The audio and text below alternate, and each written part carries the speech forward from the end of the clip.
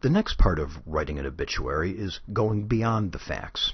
I'm going to describe a way of approaching this part that might make it easier to bring out the human side. It shows our obituary assistant with examples at every step of the way, specific phrases which might help you come up with a good idea. There's a link below for using the obituary assistant with your own word processor. But first, here's how our approach works. It starts with an epitome phrase. Characterizing someone in one quick phrase can't possibly capture everything important about them. It's important to accept from the start, right now, that you will not get it perfectly right, and you definitely won't capture everything. Calling it the epitome phrase makes it too hard, like you have to come up with the one. Try instead for an epitome phrase, something typical and characteristic, something specific. These examples show different approaches to creating an epitome phrase about someone. Cause of death. The information to be provided here needs careful consideration.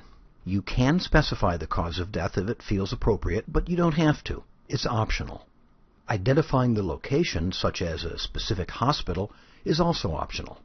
If dying with hospice care at home was important, then it might be mentioned. Next, there are several ways to add more to the epitome phrase.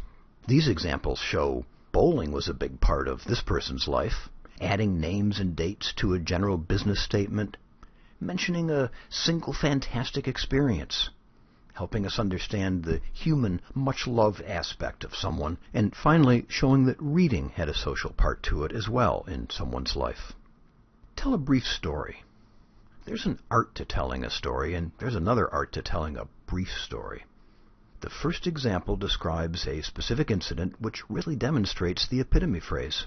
A story which shows one of the best aspects of someone is a good story for an obituary. This brief story shows Mr. Barnes acting heroically in an actual event from his computer repair business. When you have written these 4 pieces, the epitome phrase, something about the cause and location of death, a little more on the epitome phrase, and a brief story, you'll be ready to pull everything together using the obituary template. The samples for Jeffrey Barnes and Dorothy Kramer show how the finished obituary will read.